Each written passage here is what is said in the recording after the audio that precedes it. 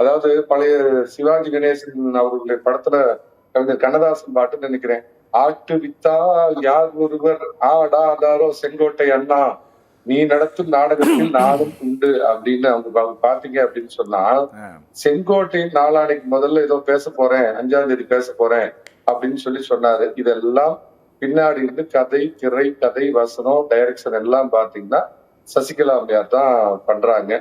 அவங்களுக்கு முதல்ல நான் கேட்கிறேன் சார், உண்மையாலுமே அதிமுக மீண்டும் அரியணை ஏறணும், அதிமுக ஆட்சியை பிடிக்கணும், அதிமுக காரன் தோல்ல அப்படியே கௌரவமா துண்டை போட்டுக்கிட்டு ஆளுங்கட்சி நானு அப்படின்னு நெஞ்ச நிமித்திட்டு நடக்கணும்னு இருந்ததுன்னா, அவங்களுடைய யதார்த்த நிலைய முதல்ல அவங்க புரிஞ்சுக்கணும். அவங்க பாத்தீங்க அப்படின்னு சொன்னா, இன்றைய தேதியில நான் கொஞ்சம் அந்த வார்த்தைகளை பயன்படுத்தி சொன்னா தான் அந்த வீரியம் புரியும்.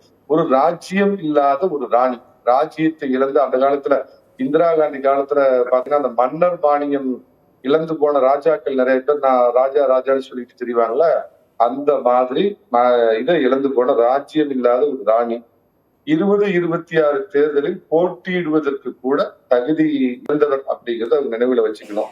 500 விசிட்டிங் கார்டு 500 வெள்ளை பேப்பரை எடுத்துட்டு போய் நான் தான் பொதுச் செயலாளர்னு ஒரு லெட்டர் பேட்லயும் விசிட்டிங் கார்டுலயும் அடிச்சு போட்டுக்கிட்டு உங்க பின்னாடி கட்சி இருக்குதா, அமைப்பு இருக்குதா, தொண்டர் இருக்கிறாங்களா, தொண்டர் படை இருக்குதா, பலம் இருக்குதா, இல்ல கொடி இருக்குதா, கட்சி அலுவலகம் இருக்குதா, சின்னம் இருக்குதா, வேற எதுவுமே இல்லாம திடீர்னு பாத்தீங்கன்னா அந்த காலத்து ராஜேஷ்குமார் நான் இந்த திடுக்குன்னு வருவாங்களா அந்த மாதிரி வெளியே வந்து நான் ஒன்றிணைப்பேன், எல்லா வேலையும் செஞ்சு முடிச்சுட்டேன், எல்லாம் பண்ணிட்டேன், கூடிய விரைவில் ஒன்றிணைறது தான் பாக்கி அப்படின்னு அப்பப்ப பாத்தீங்கன்னா அரசியல் காமெடி பண்ணிட்டு இருக்காங்கல்ல. உண்மையாலுமே அவங்க அதிமுக ஆட்சிக்கு வரணும் அப்படின்னு நினைச்சா அவங்க ஒரு ராஜமாதாவா தன்னை உருமாத்திக்கணும்.